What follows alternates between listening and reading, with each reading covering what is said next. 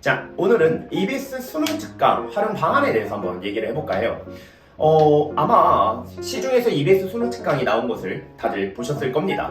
근데 이번에 PDF 파일이 안 풀린다고 하더라고요. 그래서 아마 많은 친구들이 좀 걱정을 하고 있을 거고, 어떻게 활용을 하는 게 가장 효과적일까라고 생각을 많이 하고 있을 건데, EBS 수능 특강 같은 경우는 국어에서는 굉장히 중요합니다.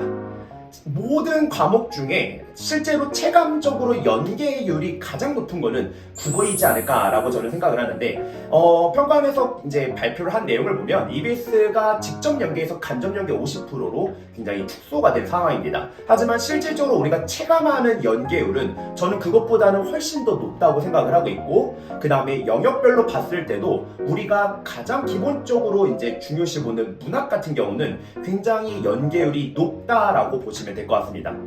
문학 같은 경우는 내영역이 출제가 되는데, 그 내용역 중에 세 영역에 해당되는 지문들이 연계가 되기 때문에 굉장히 체감 난이도가 높을 수밖에 없겠죠. 그러면 영역별로 어떤 식으로 공부를 해야 할까를 보면, 첫 번째, 문학 같은 경우는 무조건 다 꼼꼼하게 보셔야 합니다.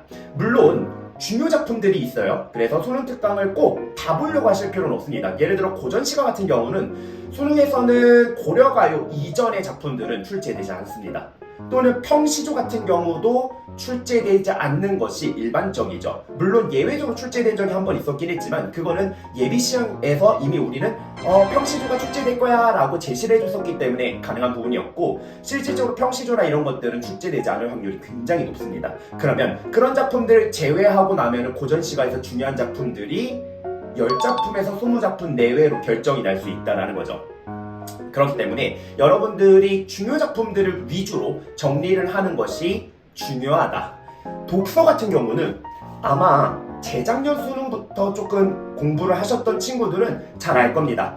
재작년 수능부터 EBS 수능 특강의 독서도 갑자기 중요해지기 시작을 했다. 그게 왜 그러냐? 소재, 제재가 연계되기 시작을 했어요.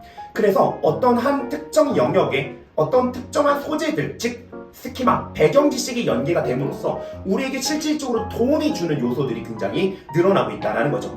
그래서 여러분들이 기출이 어느 정도 돼 있고 시간이 좀 있는 여유가 있는 상태라고 한다면 EBS 수능 특강에 해당되는 독서 지문들도 저는 쭉 풀어보면서 배경 지식을 어느 정도 확립하는 것도 굉장히 좋은 공부법이라고 생각이 드는 부분입니다.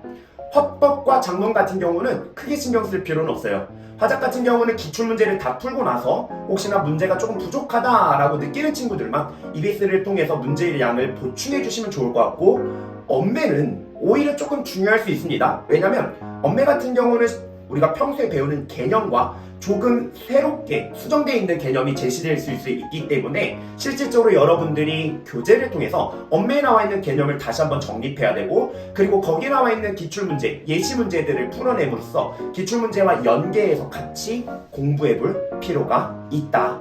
자, 그러면 언제까지 수능 특강을 마무리 지어야 될까요? 언제까지 이 수능 특강이 어느 정도는 끝나 있어야 될까? 저는 육모 이전까지는 끝내야 된다라고 생각이 듭니다. 그래서 시중에 나와 있는 교재들을 중심으로 여러분들이 육모 이전까지는 어느 정도 정리가 마무리가 돼 있어야 된다. 왜냐면 여름방학 때는 수능 완성도 나와요, 여러분. 그러니까 우리가 그런 것들을 감안하고 생각을 한다면 육모 이전에도 조금 끝나야 돼. 근데 얘들아, 게으름 알죠? 조심하셔야 됩니다. 그래서 그 이전까지 꼭 끝낸다라고 생각을 하시고 플랜을 짜고 계획을 잡고 공부를 하시는 거를 조금 추천을 드리겠습니다. 자, 그러면 어떤 식으로 외우는 게 조금 효율적일까요? 일단 아까도 말씀드렸다시피 필수 작품에 대한 정리가 들어가야 됩니다. 필수 작품에 해당되는 것들 위주로 정리가 들어갈 거고, 그 외에 중요하지 않은 작품들 또는 중요도가 떨어지는 것들은 나중에 정리를 하셔도 괜찮습니다. 그래서 필수 작품들 위주로 본다라는 거를 첫 번째로 떠올려 주시고요.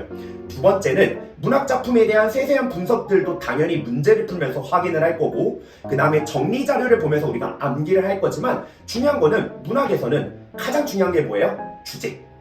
주제를 외우셔야 됩니다. 그래서 주제를 정확하게 암기하는 거. 소설이라고 한다면 인물의 관계도, 그리고 전체 줄거리를 파악하고만 있어도 아마 여러분들이 문제를 푸는 데 있어서는 굉장히 도움을 많이 받을 수밖에 없다. 이런 것들을 생각하시고 준비하셔서 공부하고 암기하셔야 되는데, 그러면 이 자료와 중요 작품은 어디서 확인할 수 있죠?